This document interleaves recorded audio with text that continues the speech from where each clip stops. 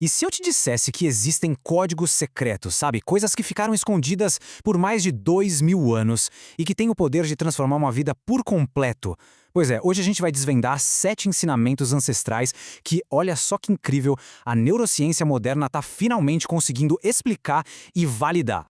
Essa é a grande pergunta, né? A gente está prestes a mergulhar numa jornada que vai conectar essa sabedoria milenar com as descobertas mais recentes sobre a nossa mente, sobre como a gente funciona por dentro. Pensa bem, Jesus raramente dava respostas prontas. Ele ensinava usando parábolas, histórias que faziam a pessoa pensar, refletir, porque a verdadeira transformação nasce desse mergulho para dentro, não de simplesmente obedecer a uma regra.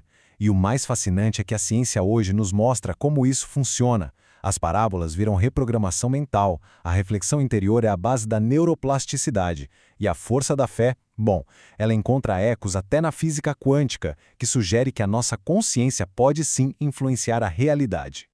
Então, a nossa jornada começa por dentro. Os primeiros códigos são como chaves, sabe? Chaves que abrem os portões para a gente construir e fortalecer o nosso mundo interior. E é ele que é a base de toda a realidade que a gente vive do lado de fora. Vamos ao primeiro código.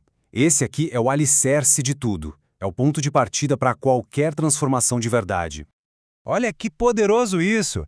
Esse ensinamento não está falando de um lugar distante, lá no céu. Ele aponta para um estado interior, uma dimensão de consciência que já existe aqui e agora dentro de cada um de nós. É aqui que a espiritualidade e a ciência começam a dar as mãos. A física quântica, por exemplo, ela sugere que o simples ato de observar pode influenciar o que é observado. Isso é um eco direto da sabedoria antiga.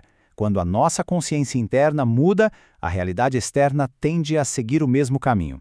O ponto-chave é esse: a realidade é criada de dentro para fora. Ok, vamos seguir para o segundo código. Se o primeiro nos mostrou onde está o nosso poder, este aqui vai nos mostrar como a gente se liberta para poder usar esse poder. Isso aqui nunca foi sobre condenação. Muito pelo contrário, foi um convite poderoso à lucidez, à consciência. Naquele contexto, pecar significava basicamente repetir os mesmos padrões, cometer os mesmos erros que nos deixam presos num ciclo de sofrimento. O ensinamento era sobre sair do piloto automático. E hoje, a ciência dá um nome para essa capacidade: neuroplasticidade. É a prova de que o nosso cérebro não é uma peça de gesso fixa, mas sim uma massinha de modelar. A gente pode, ativamente, criar novas estradas neurais e se libertar daqueles velhos caminhos que nos aprisionam. Agora, vamos para a terceira chave. Ela nos revela qual é a força motriz, o motor por trás da criação da nossa realidade interior. Olha só, para Jesus, a fé não era uma esperança passiva de braços cruzados. Não. Era um campo vivo de energia, uma força ativa de transformação. Era a certeza interior que vem antes da manifestação exterior. Esse ponto aqui é fundamental. A gente vê isso claramente no efeito placebo, onde a simples crença na cura pode alterar a bioquímica do corpo. Aquilo que a gente aceita como verdade absoluta molda nossas emoções e até a nossa saúde. O cérebro não é um mero espectador, ele é o arquiteto da nossa realidade. Muito bem, agora que a gente já entendeu como arrumar a casa por dentro, vamos avançar e ver como tudo isso se manifesta no mundo exterior, nos nossos relacionamentos, na nossa vida material. O quarto código. Esse aqui fala sobre a nossa relação com o mundo material e a energia que a gente deposita nas coisas. A mensagem aqui não é sobre viver na miséria ou não ter nada, de forma alguma. É sobre leveza interior. Não tem problema nenhum em ter coisas, mas o apego a elas... o apego é o que suga a nossa energia vital. O apego nasce do medo de perder, e isso nos mantém numa mentalidade de escassez. Já o desapego, por outro lado, cria um espaço, um vácuo, um espaço mental para que o novo possa chegar. As coisas são passageiras, elas vêm e vão. O que realmente fica é aquilo que não se pode tocar. E agora chegamos ao quinto código, que revela a frequência fundamental que harmoniza tanto o nosso mundo de dentro quanto de fora. O amor, nesse contexto, é muito mais do que uma emoção passageira. É uma força que regula nosso corpo e nossa mente, uma frequência que harmoniza todo o nosso sistema. O que a sabedoria antiga chamava de cura, a neurociência hoje chama de coerência cardíaca. É um estado em que o coração e o cérebro entram em sincronia, como se estivessem dançando no mesmo ritmo.